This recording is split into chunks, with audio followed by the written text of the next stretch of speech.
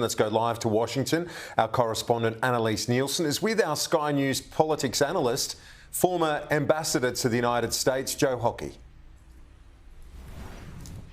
Joe Hockey, thank you so much for joining us. Sure. I mean, it is all about turnout, just like Tom Connell was saying before there. What are you seeing in turnout that has you maybe thinking how this is going to go? Well, I'm interested that in 2020 there was 101 million Americans that voted early, and in this election it was down about 85 million. So that's a significant drop.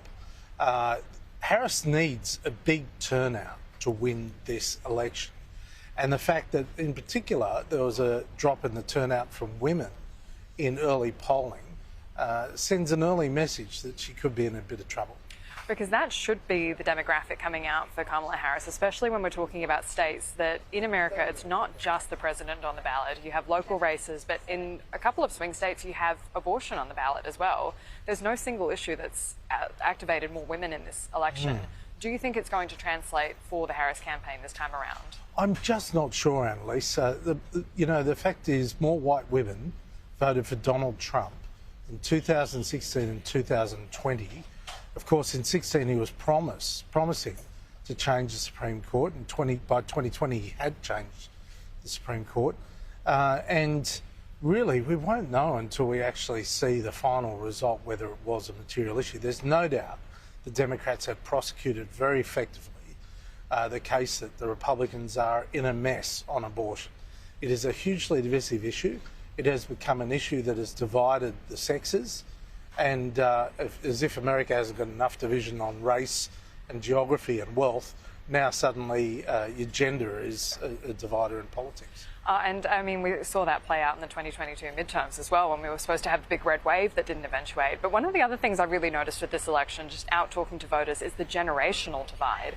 And that's not falling in the traditional Democrat lines that we've seen when we're out talking to people, young women who are worried about the economy. That's become a big issue for them.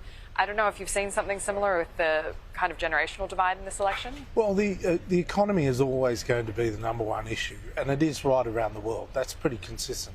It's also the case that right around the world, incumbent governments are in a lot of trouble everywhere. And it's because they've got high inflation, because people have been hurting.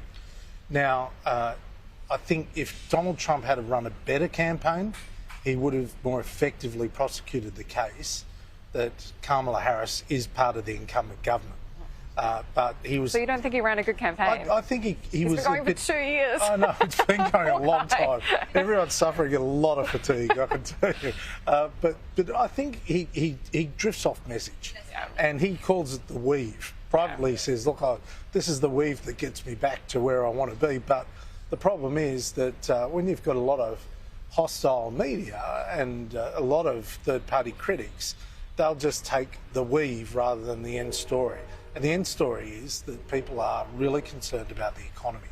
So that's given room for abortion to go up the list of issues that matter and are able to be discussed in the general debate about the election. So what are you watching for tonight? Tonight I'm watching North Carolina, absolutely. Every state has a different timetable for counting.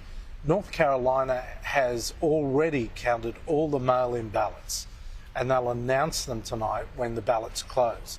Every state has a different time when they close their ballots. Some are 7:30, some are 9 o'clock. It varies. But North Carolina is a state where they've had, the Republicans should win. They should win reasonably comfortably. They've had a terrible candidate for governor who is 12 points behind and disastrous. Trump has cut him. But Trump has been reasonably ahead in the state. He's still there. He's still there. Yeah, he's still a candidate. I think if they could have cut him, they would have. Yeah. But the fact is, that's a state that if Harris wins, then Trump's in a lot of trouble, and if Trump wins reasonably well, then that's a positive sign for Trump.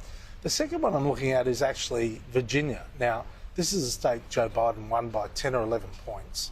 It has a Republican governor, but if it's coming in close for the Republicans, that's a bad sign for Harris. So they're the two states, I think, that are the best indicators. And look, everything else could take days to get the results. Talk about the blue wall and everything else. I think it'll take days. You've got to look at turnout overall. and also whether there is a move against the incumbents in particular states. Well, I'm glad you mentioned North Carolina because my colleague James Morrow is there keeping an eye on all of that for us. I know Kieran's about to ask you a question, but when we're talking about Virginia in particular, it is really interesting because Glenn Youngkin's a very popular Republican governor.